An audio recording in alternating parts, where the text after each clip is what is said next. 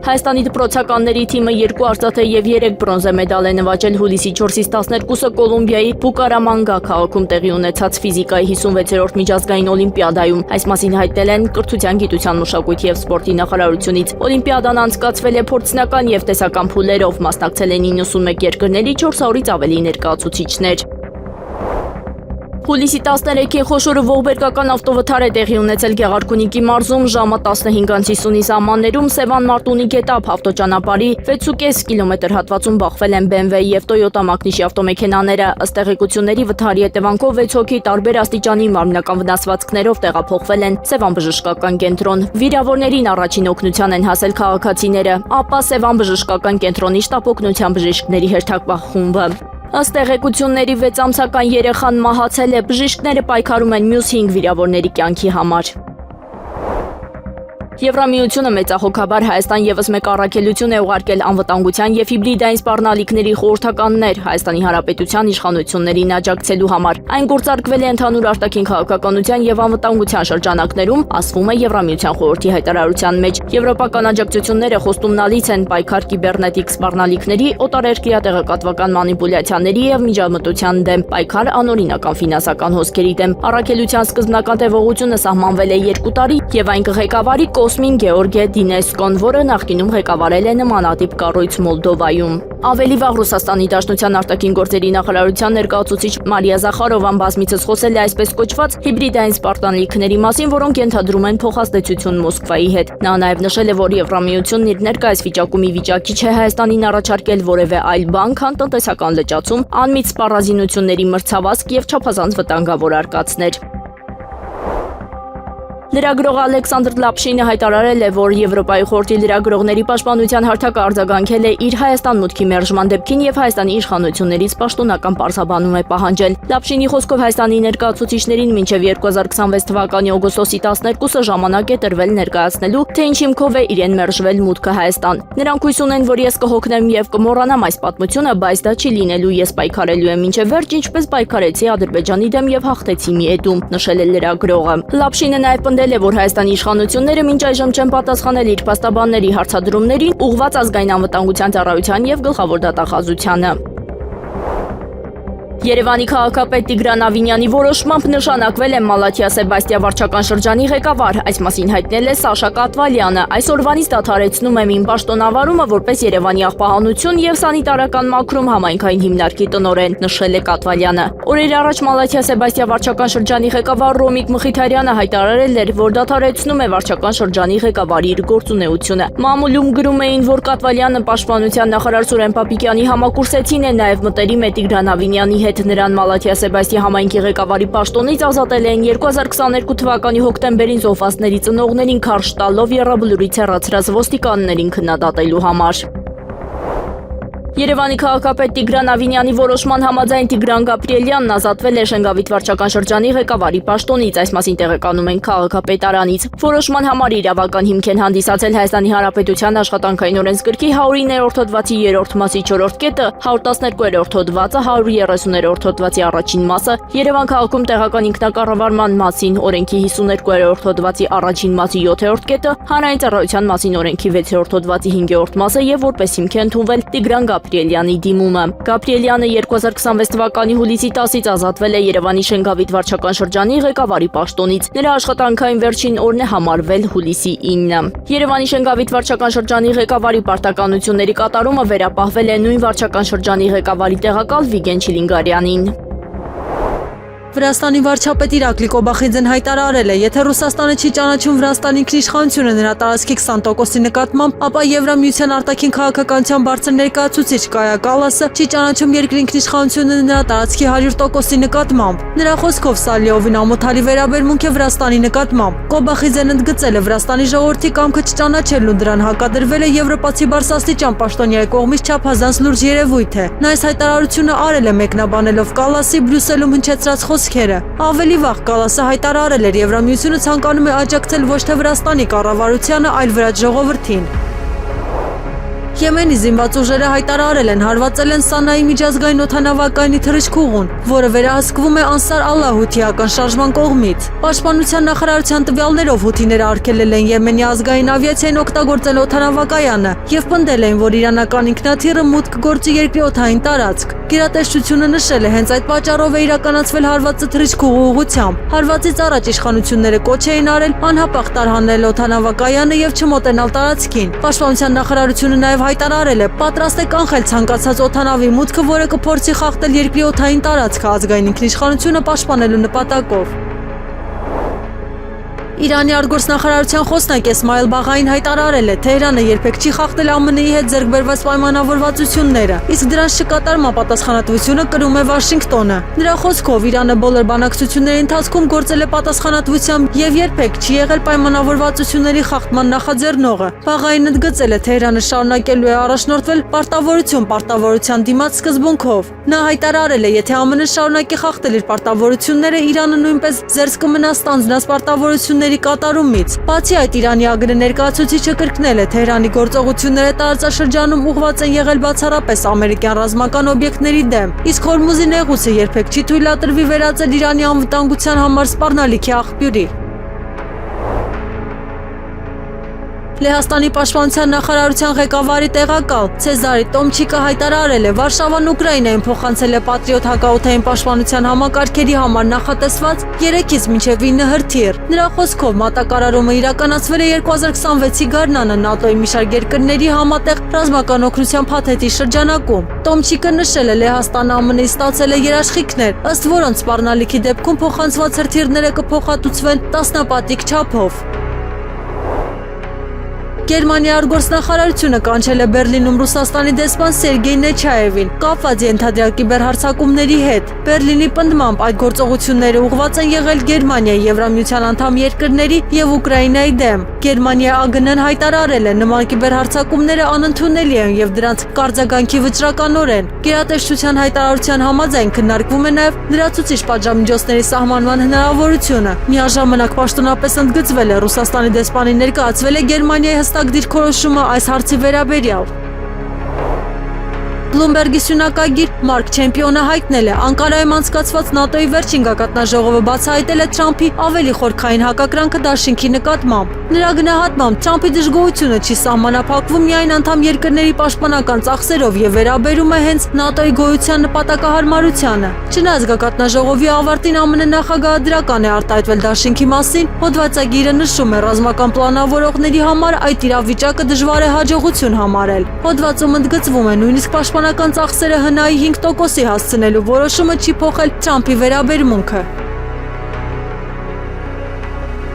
Փաշինյանի հետ վիճած բժշկուհուն ազատել են աշխատանքից, այս մասին հայտնել է նրա դուստրը, փաստաբան Տաթևիկ Սողոյանը եւ մանրամասնել։ Բոլորդ հարցնում եք, ինչ եղավ մայրիկիս աշխատանքի հարցը Փաշինյանի հետ ջերմ հանդիպումից հետո, ասեմ, Երևանի պոլիկլինիկայում 21 տարվա ամբասիր աշխատանքից հետո որոշվեց մայրիկիս աշխատանքից ազատել հաստիքի կրճատման հիմքով։ Այսինքն այսուհետ պոլիկլինիկան կունենա կանանց կոնսուլտացիայի բաժին, բայց չի ունենա բաժնի ղեկավար։ Իհարկե այս ամենի պաշտոնական պարզաբանումը, թե բա գումար չունենք, ավելի ծիծաղելի է դառնում, երբ համեմատում ես խրախճանքների վրա համայնքի միլիարդավոր դրամներով ծախսերի հետ։ Հիմա միայն ասեմ, որ սա հաստիքի կրճատման հիմքով աշխատանքից ազատումը մայրիկիս բարեխիղճ աշխատանքի լավագույն ցուցիչն է եւ մեր ազատ խոսքը պաշտպանող ժողովրդավարության բաստիոնի հերթական վառապացույցը։ Մայրիկիս տրամադրությունը լավ է, աշխատանքային հեռանկարները բավարար, հայտնել է փաստաբան Տաթևիկ Սողոյանը։ 1 տարեկան երեխա է տեղափոխվել Գրիգոր Լուսավորիչ հիվանդանոց, նա անկել է 3-րդ հարկից, երեխայի կյանքը փրկել չի հաջողվել։ Սուրբ Գրիգոր Լուսավորիչ բժշկական կենտրոնից հաստատել են տեղեկությունը, նշելով, որ 1 տարեկան երեխան տեղափոխվել է բազմաթիվ վնասվածքներով եւ սրտի կանգով։ Բժշկական կենտրոնի վերակենդանացման թիմի եւ համապատասխան մասնագետների կողմից անմիջապես իրականացվել են անհրաժեշտ բոլոր համալիր միջոցառումները, ցավոք վնասվածքների ծանրության պատճառով երեխայի սրտի գործունեությունը վերականգնել չի հաջողվել եւ արձանագրվել է կենսաբանական մահ։ Մասնել են Սուրբ Գրիգոր Լուսավորիչ բժշկական կենտրոնից։ Երևանի կենտրոն եւ Նորմարաշ վարչական շրջանների դատախազությունը պետական շահերի պաշտպանության լիազորության շրջանակում 2025 թվականի սեպտեմբերի 3-ին հայցադիմում է ներկայացրել հակակոռուպցիոն դատարանն դեմ Երևանի նախկին քաղաքապետ Գագիկ Բեգլարյանի համայնքին պատճառված 76 միլիոն 822 հազար դրամ վնասի հատուցման պահանջով հակակոռուպցիոն դատարանի 2025 թվականի սեպտեմբերի 9-ի որոշմամբ հայցադիմումն ընդունվել էր վարույթ, միաժամանակ դատարանը բավարարել էր դատախազի միջնորդությունը եւ հայցագնի 76 միլիոն 822 հազար դրամի չափով արգելանք էր կիրառել Գագիկ Բեգլարյանին պատկանող գույքի նկատմամբ։ Հակակոռուպցիոն դատարանի 2026 թվականի հուլիսի 7-ի վճռով կենտրոն եւ Նորմարաշ վարչական շրջանների դատախազության հայցը բավարարվել է ամբողջությամբ։ Վճիռն օրինական ուժի մեջ մտնելուց հետո Գագիկ Բեգլարյանից հօգուտ Երևանի համայնքի կբռնագանձվի 76 միլիոն 822 հազար դրամ որպես համայնքին պատճառված վնասի հատուցում։ Մարդու իրավունքների պաշտպան Անահիտ Մանասյանի հանձնարարությամբ հուլիսի 13-ին պաշտպանի ներկայացուցիչներն այցելել են Արդարադատության նախարարության ամբողջյան քրեակատարողական հիմնարկ։ Այցի շրջանակում պաշտպանի ներկայացուցիչներն առանձնազրույցներ են ունեցել ազատությունից զրկված անձանց, այդ թվում ազգային ժողովի 8-րդ գումարման падգամավոր Արեգ Նազմանուկյանի հետ։ Այցի ընթացքում դիտարկվել է ազատությունից զրկված անձանց իրավունքների ապահովման վիճակը։ Նրանց կողմից բարձրացված հարցերը քննարկվել են նաև քրեակատարողական հիմնարկի վարչակազմի ներկայացուցիչների հետ։ Շուկայի վերահսկողության տեսչական մարմինն իրականացրել է վերահսկողական գործողություններ հեղուկացված ածխաջրածնային գազի վաճառքով զբաղվող Էդգար Օիլ ՍՊ-ին պատկանող լցակայանում։ Ստուգման պարզվել է, որ ընկերությունը շահագործում է չստուգաչափված չափիչ միջոցներ, որի արդյունքում կասեցվել է լցակայանի հեղուկացված ածխաջրածնային գազի վաճառքը մինչև հայտնաբերված խախտումների վերացումը։ Ընկերության տնօրենին հանձնարարվել է ձեռնարկել անհրաժեշտ միջոցներ եւ սահմանված ժամկետում վերացնել խախտումը։ Հայտնաբերված խախտումների հիմքով տնտեսվարող սուբյեկտը օրենքով սահմանված կարգով կենթարկվի վարչական պատասխանատվության։ Բարգավաճ Հայաստան կուսակցության առաջնորդ Գագիկ Ծառուկյանին պատկանող Մուլտիգրուպ կոնցեռնի կազմում գտնվող մի շարք ընկերությունների աշխատակիցներ միաժամանակյա ակցիաներ են անցկացնում ձեռնարկությունների մոտ նախաքննական մարմնից պահանջելով բացել կապարակնիկները եւ թույլ տալ իրենց աշխատել։ Բացեք կապարակնիկները, ընտանիք ենք պահում, շուտով հարկադիր ենք ընկնելու վարկեր, պարտքեր ունենք, ասում են ընկերությունների աշխատակիցները։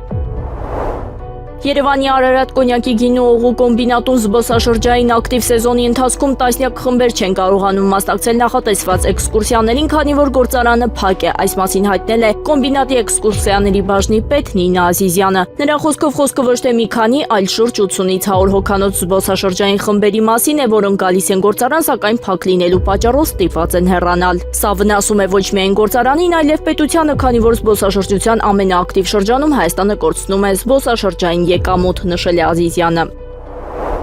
Մուլտիստոն ընկերության աշխատակիցներն էլ բողոքի ակցիա են իրականացրել Աբովյանի քննչական բաժնի դիմաց պահանջելով պարզաբանել, թե երբ կբացվի կապարակնքված գործարանը։ Նրանց խոսքով արդեն 8 օր է ինչ ընկերությունը փակ է, իսկ աշխատակիցները մնացել են անորոշության մեջ։ Միայն մեկ հարցի պատասխան ենք ուզում՝ գործարանը երբ է բացվելու, թեկուզ ասեն 1 օրից, թե 10 օրից, գոնե հույսով սպասենք։ Ծրագրողների հետ զրույցում ասել է աշխատակիցներից մեկը։ Ընկերության աշխատակիցները սպառնում են փակել Երևան Սևան մայրուղին։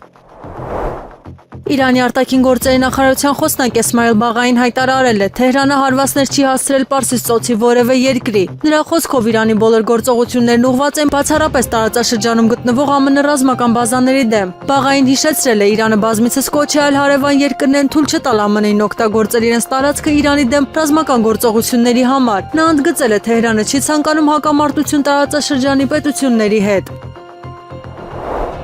Ադրբեջանի նախագահ Իլհամ Ալիևը հայտարարել է, Բաքուն լրջորեն քննարկում է Եվրոպայի խորհրդից լիակատար դուրս գալու հնարավորությունը։ Նրա խոսքով խոսքը ոչ թե անդամակցության կասեցման, այլ կազմակերպությունը վերջնականապես լքելու մասին է։ Ալիևը նշել է, Եվրոպայի խորհրդի գլխավոր քարտուղարը խնդրել է չգնալ այդ քայլին եւ փորձել բարելավել հարաբերությունները։ Ադրբեջանի նախագահը նաեւ հայտարարել է, իր կարծիքով կազմակերպությունը կողմնակալ վերաբերմունք է ցուցաբերում Բաքվի նկատմամբ։ Իրանի արտաքին գործերի նախարարությունը ԱՄՆ-ի վերջին հարվածներից հետո դիմել է ՄԱԿ-ի գլխավոր քարտուղարին եւ անվտանգության խորհրդին։ Գերատեսչությունը պահանջել է պատասխանատվության ենթարկել եւ պատժել իրանցի ժողովրդի դեմ իրականացված հարձակումների պատասխանատուներին։ Թեհրանը նաեւ քննադատել է ՄԱԿ-ի քարտուղարության արձագանքային անվանելով անկառուցողական։ Հայտարարությունը հնչել է այն բանից հետո, երբ ԱՄՆ կենտրոնական հրամանատարությունը հայտնել էր Իրանի դեմ գրեթե 6 ժամ տևած նոր ռազմական գործողության ավարտի մասին։ Իրանը շարունակում է պնդել, միջազգային կառույցները պետք է արձագանքեն տեղի ունեցածին։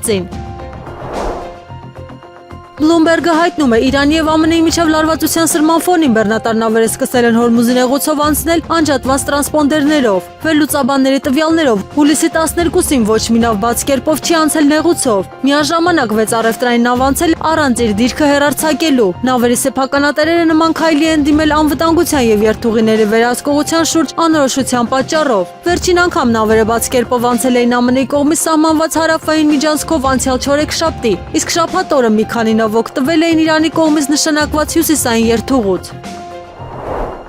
Իսրայելի 12-րդ ալիքը հղումանելով հետախուզական տվյալներին հայտնել է. Իրանը մահափորձ էր ծրագրել ԱՄՆ նախագահ Դոնալդ Թրամփի դեմ ՆԱՏՕ-ի գագաթնաժողովի շրջանակում Անկարա կատարած նրա այցի ընթացքում։ Հաղորդվում է, իրանական կողմը Թրամփի այցը դիտարկել էր որպես նման գործողության եզակի հնարավորություն։ Channel 12-ի տվյալներով նախագահի ինքնաթիռի փոփոխությունը պայմանավորված էր հենց այս սպառնալիքի վերաբերյալ ստացված հետախուզական տեղեկություններով։ Ավելի վաղ New York Times-ը հայտնել էր, ինքնաթիռը փոխվել էր հակահրթիռային պաշտպանության համակարգի բացակայության պատճառով։ Իսրայելական հեռուստաալիքը ներկայացրել է այդ իրադարձությունների այլ բացատրություն։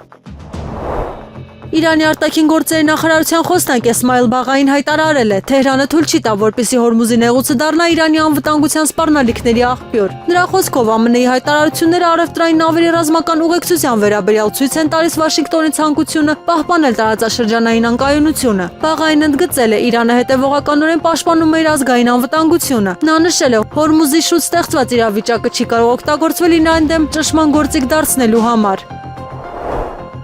Հորդանանի պետական պետրալրատվական գործակալությունը հայտնել է, երկրի հակաօդային պաշտպանության ուժերը հուլիսի 13-ի առավոտյան որսացել են Իրանի տարածքից արձակված 4 հրթիռ։ Գլխավոր հրամանատարության տվյալներով գործողությունից հետո հրթիռների բեկորներն ընկել են մի քանի շրջաններում։ Զոհերի եւ նյութական վնասների մասին տեղեկություններ չեն հաղորդվել։ Հորդանանի զինված ուժերը հայտարարել են, երկրի օդային տարածքը խախտելու ցանկացած փորձ կարժանանա վճռական պատասխանատվությունների։ Իշխանությունները շարունակում են վերահսկել իրավիճակը։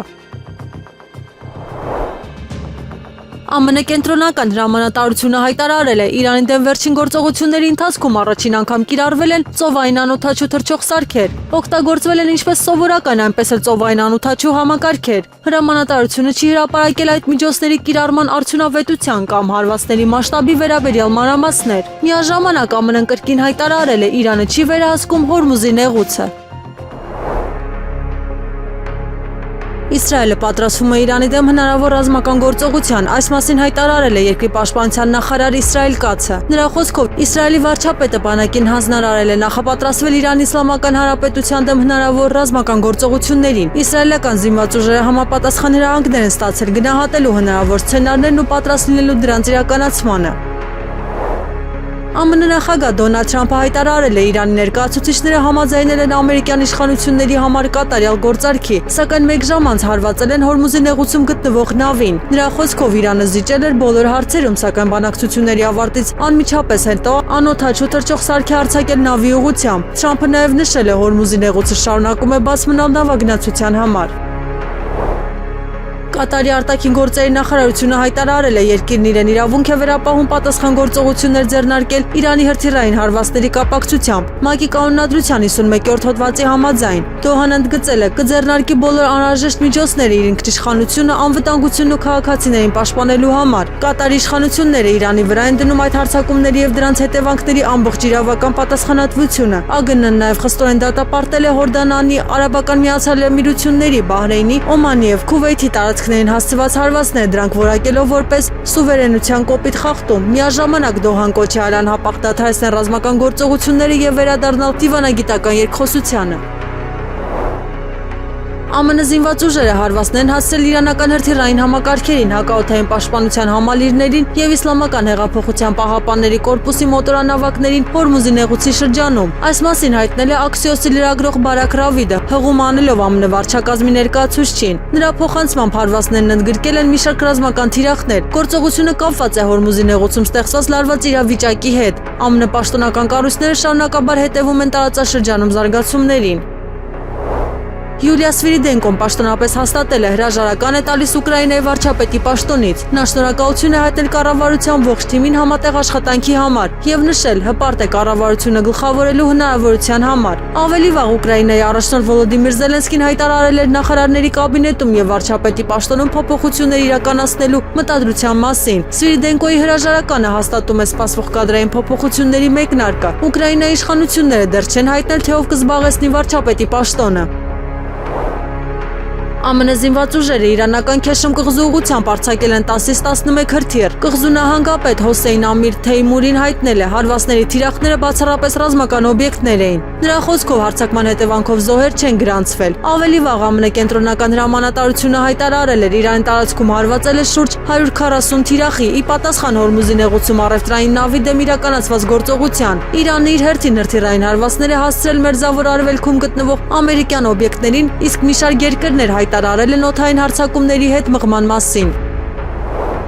Ադրբեջանի նախագահ Իլհամ Ալիևը հայտարարել է, Ադրբեջանի եւ Թուրքիայի միջև դաշինքը ենթադրում է փոխադարձ ռազմական աջակցություն։ Նրա խոսքով, եթե երկու երկրներից որևէ մեկի համար սպառնալիք առաջանա, մյուսը կմոբիլիզացնի իր ողջ ներուժը, այդ թվում ռազմական դաշնակցին պաշտպանելու համար։ Ալիևը շեշտել է, երկու երկրների քաղաքական եւ տնտեսական հարաբերությունները գտնվում են բարձր մակարդակի վրա։ Նա նաեւ ընդգծել է, Բաքուն եւ Անկարան ոչ միայն եղբայրական, այլև պաշտոնապես դաշնակից պետություններ են։ Իրանի Իսլամական հեղափոխության պահապանների կորպուսը հայտարարել է, Հորմուզի նեղուցում խոցվել է երկրորդ նավը։ Նույն հայտարարության համաձայն բալիստիկ հրթիռներով թիրախավորվել է Կատարում գտնվող ԱՄՆ-ի Ալ-Ուդեյդ ռազմաբազան։ Իրանը նշել է, հարվածները պատասխան են ԱՄՆ-ի վերջին ռազմական գործողություններին։ Ավելի վաղ Միացյալ Նահանգները նոր հարվածների շարքեր հասցրել Իրանի ռազմական ենթակառուցվածքներին, այդ թվում հոբ համակարգերին, ռադարներին եւ հրթիռների պահեստներին։ Իրանի Պարսից ծոցի վերահսկողության վարչությունը եւ ԻՀՊԿ ռազմածովային ուժերը հայտարարել են, Հորմուզի նեղուցով անցումը ներկայումս անհնար է։ Հայտարարության համաձայն սահմանափակումը կապված է ԱՄՆ զինված ուժերի վերջին գործողությունների հետ, իսկ նեղուցը կբացվի միայն Իրանի իշխանությունների համապատասխան որոշումից հետո։ ԻՀՊԿ-ն նախազգուշացրել է ցանկացած նավ, որը կփորձի անցնել Հորմուզով, իրեն վտանգի կենթարկի։ Ավելի վաղ ԱՄՆ-ն հայտարարել էր Իրանի տարածքում շուրջ 140 թիրախի խոցման մասին, իսկ Թեհրանը պատասխանել էր Մերձավոր Արևելքում գտնվող ամերիկյան օբյեկտների հրթիռակոծությամբ։ ԱՄՆ պաշտպանության նախարար Փիթ Հեքսեթը հայտարարել է, Իրանը ծայրահեղ անհաջող որոշում է կայացրել։ Նրա խոսքով այժմ եկել է հատուցման ժամանակը։ Հայտարարությունը հնչել է այն բանից հետո, երբ Իրանը հրթիռային հարվածներ է հասցրել Մերձավոր Արևելքում գտնվող ամերիկյան թիրախներին։ ԱՄՆ-ն պատասխան գործողություններով նոր հարվածներ է հասցրել Իրանի ռազմական օբյեկտների դեմ, թիրախավորելով հակաօդային պաշտպանության համակարգերը, ռադարները, ինչպես նաև հրթիռների եւ անօդաչու թռչող սարքերի պահեստավորման եւ արձակման վայրերը։ Վաշինգտոնի եւ Թեհրանի միջև ռազմական դիմակայությունը շարունակում է խորանալ։ Դավիթ Խաչատյանը լքել է Էդմոն Մարուքյանի ղեկավարած Լուսավոր Հայաստան կուսակցությունը։ Այս մասին հայտարարություն է տարածել Դավիթ Խաչատյանը, որում մասնավորապես նշվում է, խորհրդարանական ընտրություններին չմասնակցել է իմ ընտրություններ, իսկ այժմ նաև Լուսավոր Հայաստան կուսակցությունում իմ առաքելությունը համարում եմ ավարտված, թողնելով ջերմեռանդ երիտասարդական ջանքս եւ ինձ հետ վերցնելով մեծ փորձառություն, ջերմ հիշողություններ եւ բազմաթիվ լավ ընկերներ, նշել է Դավիթ Խաչատյանը։ Լուսավոր Հայաստան կուսակցության կառավարման խորհրդի որոշմամբ Գևորգ Գորգիսյանն ընտրվել է կուսակցության փոխնախագահ։ Գևորգ Գորգիսյանը երկար տարիներ ակտիվ մասնակցություն է ունեցել կուսակցության քաղաքական եւ կազմակերպչական գործունեությանը, իր ներդրումն ունենալով կուսակցության զարգացման, ծրագրային առաջնահերթությունների առաջմղման եւ քաղաքական գործունեության իրականացման գործում։ Ադրբեջանական լրատվամիջոցները հայտում են, որ Ադրբեջանի տարածքով Ռուսաստանից Հայաստան կուղարկվի ցորենով բեռնված 7 վագոն։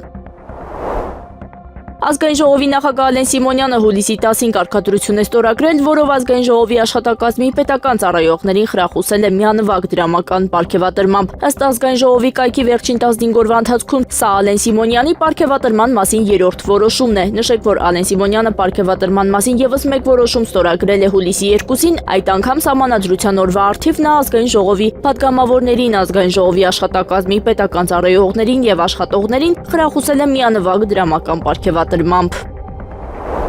Ադրբեջանի տարածքով Հայաստան է տեղափոխվել ավելի քան 40,000 տոննա տարբեր բեռներ Ռուսաստանից եւ Ղազախստանից, բացի այդ Ադրբեջանն ինքն է սկսել նավթամթերք մատակարարել Հայաստանին։ Այս մասին օկուպացված Շուշիում 4-րդ գլխավոր մեդիա ֆորումի ժամանակ հայտարարել է Ադրբեջանի նախագահ Իլհամ Ալիևը, փոխանցում են ադրբեջանական ԶԼՄ-ները։ Նրա խոսքով իդեմս Ադրբեջանի Հայաստանը ստացել է մատակարարումների հուսալի աղբյուր։ Եթե նման հնարավորություն չլիներ, Երևանը ստիպված կլիներ անհրաժեշտ ռեսուրսներ փնտրել ամբողջ աշխարհում, նշել է Ալիևը։